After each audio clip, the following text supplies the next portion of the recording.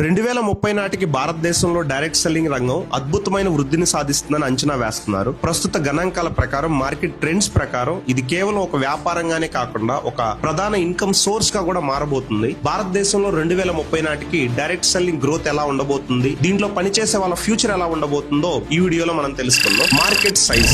ఫిక్కీ మరియు కేపీఎంజీ లాంటి పెద్ద సంస్థల నివేదికల ప్రకారం భారతదేశంలో డైరెక్ట్ సెల్లింగ్ పరిశ్రమ 2025 నాటికి దాదాపు 64,500 కోట్లు చేరుకుంది. ఇదే వేగంతో ముందుకెళ్తే 2030 నాటికి ఇది 1,00,000 కోట్లకు పైన మార్కెట్ ని టచ్ చేసే అవకాశం ఉందని ఎక్స్పర్ట్స్ భావిస్తున్నారు. రెండో విషయం ఉపాధి అవకాశాలు, ఎంప్లాయ్మెంట్ పార్టిసిపేషన్. ప్రస్తుతం ఈ రంగంలో కొన్ని లక్షల మంది పనిచేస్తా ఉన్నారు, కానీ 2030 నాటికి దాదాపు 1,80,00,000 మంది పైన ఇండియన్స్ పూర్తి స్థాయిలో ఫుల్ టైం ఈ ఇండస్ట్రీలో ఇన్వాల్వ్ అయ్యే అవకాశం ఉంది. ముఖ్యంగా దీంట్లో మహిళలు 60% కంటే ఎక్కువగా ఉండే అవకాశం ఉంది. ఎందుకంటే ఉమెన్ ఎంపవర్మెంట్ కోసం డైరెక్ట్ సెల్లింగ్ ఒక బెస్ట్ ఆపర్చునిటీ అని చెప్పొచ్చు. Government regulations. గతంలో డైరెక్ట్ సెల్లింగ్ సరైన చట్టాలు లేవు, కానీ ఇప్పుడు భారత ప్రభుత్వం consumer protection direct selling rules 2021 వచ్చిన తర్వాత ఈ చట్టాలు చాలా కఠినంగా ఉండడం వల్ల మోసపూరిత కంపెనీలు, మనీ సర్క్యులేషన్ స్కీమ్స్ ని మెయింటైన్ చేసే కంపెనీలన్నీ కూడా క్లోజ్ అయ్యి నిజమైన ప్రొడక్ట్ బేస్డ్ కంపెనీస్ లో ప్రజలు జాయిన్ అయ్యి పని చేస్తారు. అండ్ ఆ కంపెనీస్ కి గౌరవం, నమ్మకం కూడా పెరుగుతుంది. 2030 నాటికి ఇది అత్యంత సేఫ్ ఆపర్చునిటీ కెరియర్ గా మారబోతుంది. దీని యొక్క మెయిన్ గ్రోత్ కి కారణం డిజిటలైజేషన్. సోషల్ మీడియా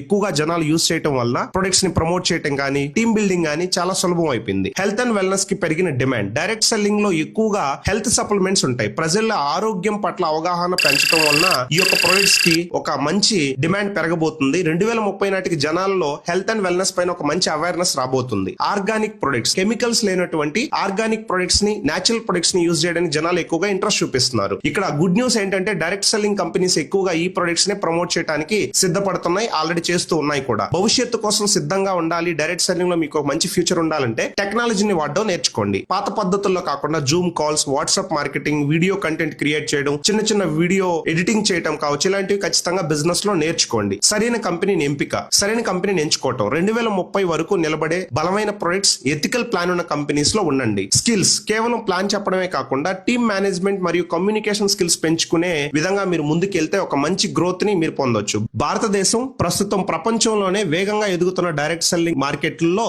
ఒకటి. కాబట్టి ఇప్పుడు మీరు పడుతున్న శ్రమకి 2030 నాటికి చాలా పెద్ద ఫలితం వచ్చే అవకాశం ఉంది. కాబట్టి డైరెక్ట్ సెల్లింగ్ ని ఒక కెరియర్ ఆపర్చునిటీగా నమ్మి మీరు పని చేసుకుంటూ ముందుకెళ్ళండి. Thank you.